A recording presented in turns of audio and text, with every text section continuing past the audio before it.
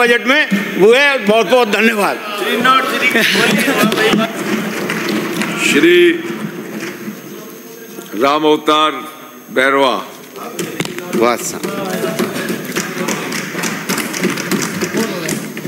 माननीय सभापति महोदय, आपने मुझे बजट 2025-26 पर बोलने व विधानसभा क्षेत्र चाकसू के आमजन की आवाज़ को सदन में रखने का अवसर दिया, उसके लिए मैं बहुत बहुत आपका आभार व धन्यवाद देता हूं। सबसे पहले मैं प्रदेश के चहुमुखी विकास को समर्पित बजट के लिए प्रदेश के यशस्वी मुख्यमंत्री श्री भजनलाल जी शर्मा व माननीय उप मुख्यमंत्री तथा वित्त मंत्री महोदया सुश्री दिया कुमारी जी को चाकसू विधानसभा क्षेत्र वासियों की ओर से धन्यवाद देता हूं। माननीय सभापति महोदय, माननीय उप मुख्यमंत्री महोदय ने 19 फरवरी को जो बजट पेश किया वह बहुत ही काबिले तारीफ है, जिसमें प्रदेश के चहुमुखी विकास का ध्यान रखा गया है। इसमें मुख्य रूप से पेयजल, ऊर्जा, सड़क, चिकित्सा, शिक्षा आदि की बात हो या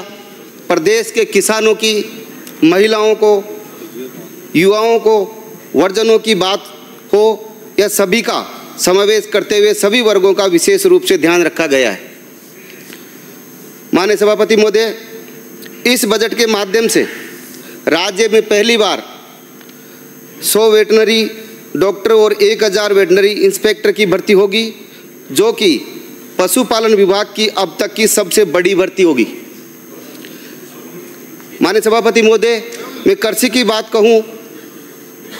कृषि की बात किए जाए तो 1350 करोड़ के काम नई कृषि तकनीकों पर हो गए और किसानों के लिए बहुत बड़ी खुशी, पीएम किसान सम्मान निधि को बढ़ाकर 9,000 प्रति वर्ष किए जाने से किसान भाइयों को काफ़ी राहत मिलेगी और गेहूं के एमएसपी पर 150 रुपये प्रति क्विंटल का बोनस 75,000 किसानों को, जो हमारे किसानों को बहुत बड़ी खेती में समस्या आती है, जैसे बाढ़ करने के लिए जाली तारबंदी,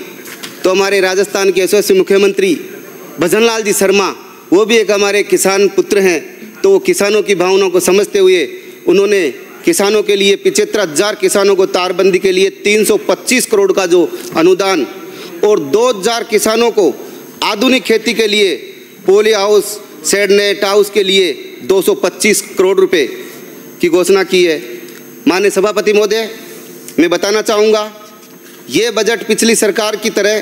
पक्ष विपक्ष का भेदभाव न करते हुए प्रदेश के चहुमुखी विकास को ध्यान में रखकर प्रदेश की जनता को समर्पित किया गया है। ये एक ऐसा बजट है जिसमें विकास के साथ साथ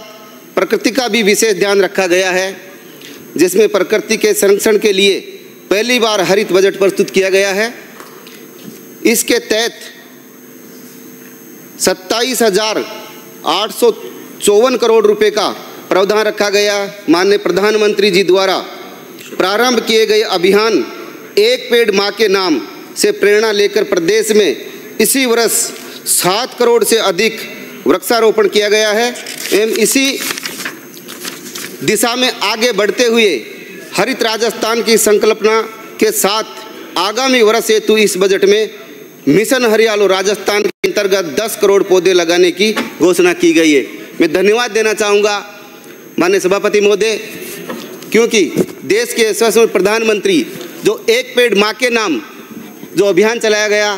क्योंकि जिस पेड़ को हम लगाते हैं और उस पेड़ का नाम एक पेड़ माँ के नाम रखा कि माँ को कभी भूल नहीं सकते, क्योंकि माँ जीवन में एक बार मिलती है जो हमें जन्म देती है।